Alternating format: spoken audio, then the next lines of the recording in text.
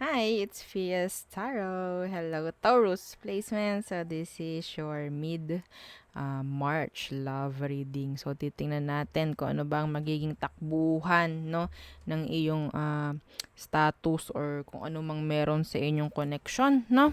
Siyempre, before tayo mag-start, kung hindi ka pa nakakapag-subscribe, please do subscribe and hit the notification bell para lagi po tayo maging updated sa mga mangyayari pa lang. Okay? And yes, if you're interested, pagdating po sa ating private reading, just message me sa akin pong FB page for more info. Ganun rin po pagdating kay Perception of Light. Okay? Ganito po ang spell ha. Oo. So, wag kayong magkakamali.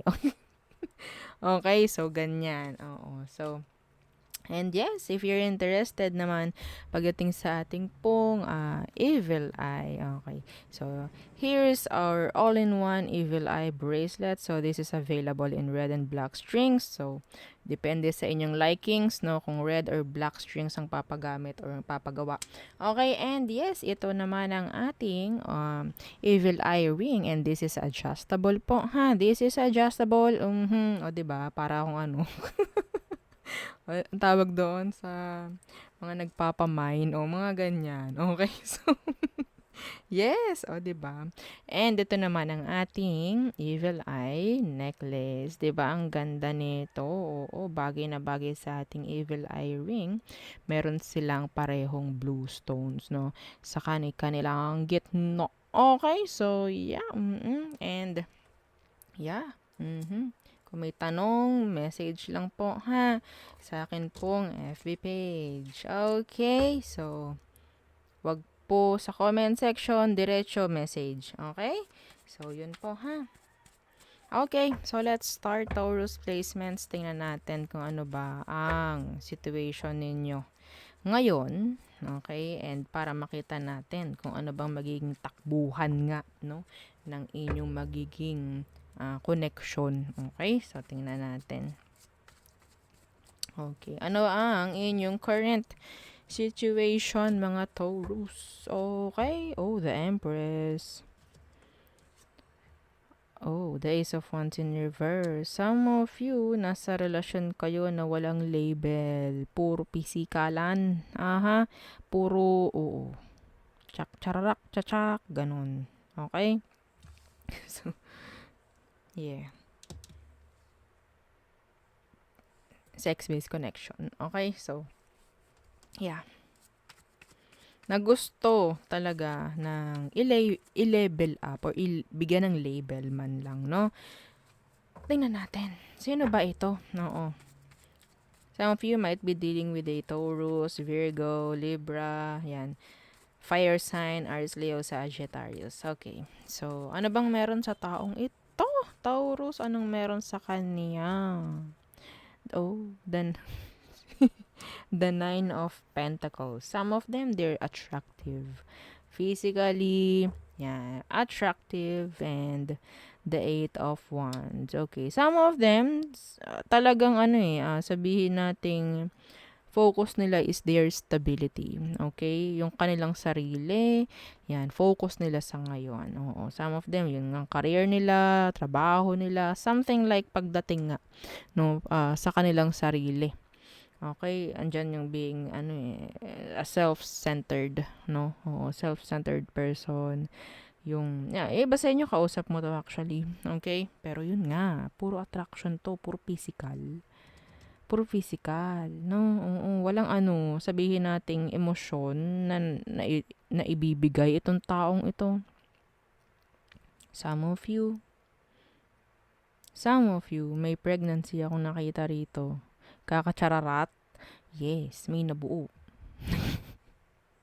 May nabuo. And yeah, I think sabihin nating itong taong ito is may mga sinasabi naman na handa naman siya na magbigay if ever. Pero wala akong nakukuha ditong energy ng kasal or what. Settling, wala. Okay? So, ito ang titingnan natin. Ano ang mangyayari? Okay, anong magiging takbuhan ng inyong connection ng taong ito? Pwedeng earth sign. Nandito si, pangalan ito, Taurus, Virgo, and Capricorn. Okay. So, tingnan natin. Ano ba? The Knight of Cups in reverse. Oh, and the Three of Swords. Oh. Okay. So, may chance na sabihin nating hindi siya magiging consistent, no? Pagdating sa mga sinabi, sa mga plano, or sa mga actions. So, puro salita lang. Okay? This is, message. Okay? Just message. Pero, yeah, pagdating sa action, hindi siya ganoon ka-consistent. Okay? So, magdadala ng pain, ma-hurt ka. Oh my goodness. Yeah, the Eight of Cups. May pagdistansya. May distansya pa rin. Kung label ang hinahanap mo or commitment, no, ang hinahanap mo sa taong ito, hindi pa rin niya yan gagawin, hindi pa rin yan magse-settle down sa'yo. Okay? Na magre-result or magkakos ng pain, yun nga, pagdating sa'yo, bakit ganoon? Diba? Akala ko ba? Mga ganyan. Okay, so,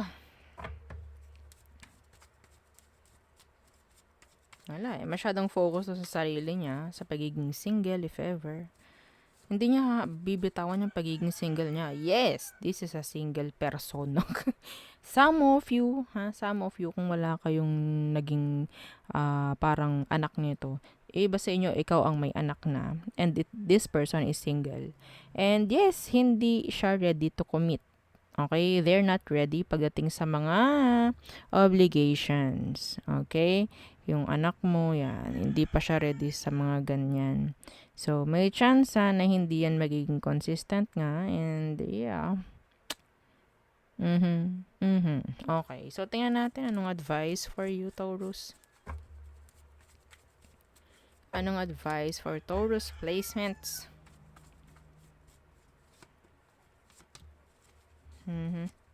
The Queen of Wands.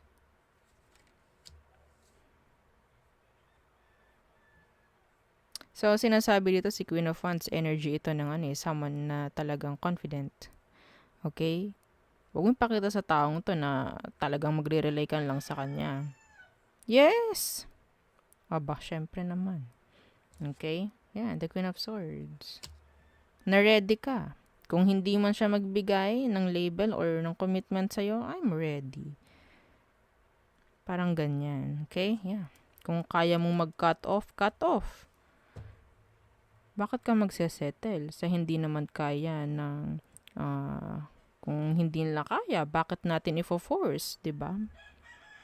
So, magiging ganyan lang yung energy mo kung nasa energy ka ni Queen of Wands, which is confident pagdating sa sarili. And the Empress. Okay? Si Empress kasi talagang kaya niyan kahit walang iba. Okay? Kahit may anak yan. Yeah, some of them. Some of you, pwedeng may anak ka. Okay?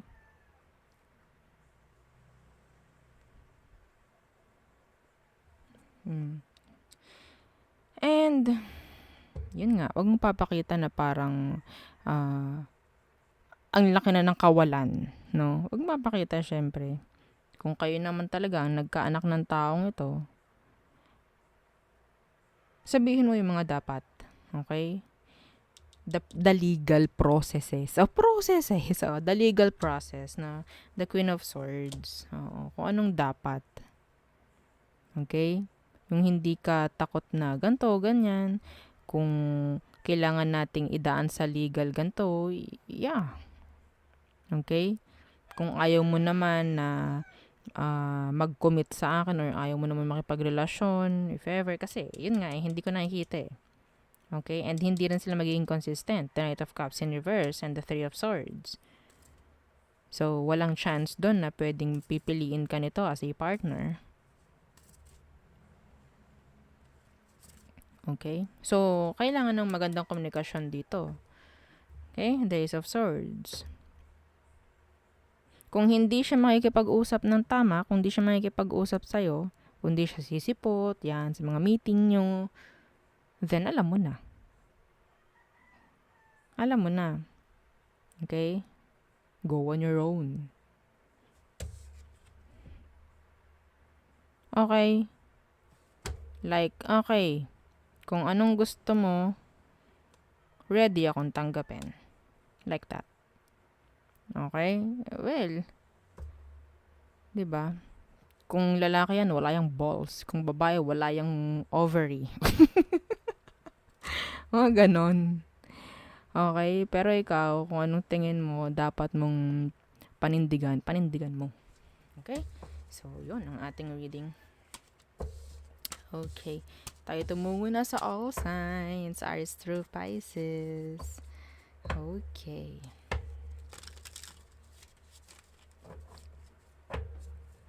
Aries through Pisces for Taurus placements. Aries, okay, some of you, there's third party involved. Okay.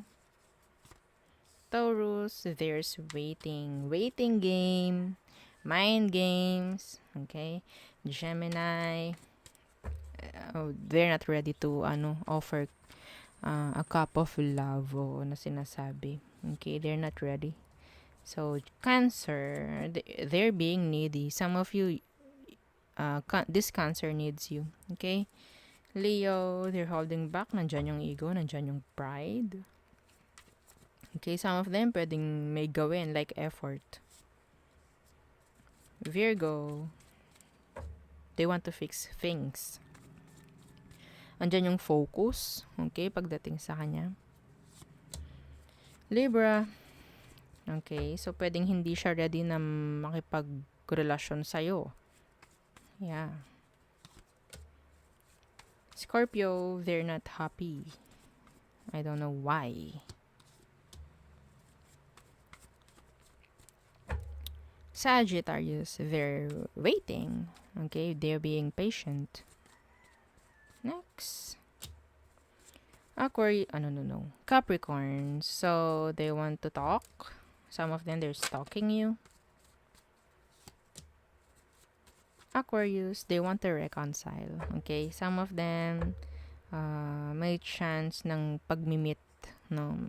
May chance ng meeting up, mga ganyan. Okay, some of them, may energy ng third party na involved. Okay, so Pisces, okay, so nandito yung energy ng parang pag-give up, ayaw na ng burden, ayaw na mahirapan. Okay, so yun ang ating reading for you, Taurus placements. Again, don't forget to like, share, and subscribe, and follow our FB page. Thank you. Bye.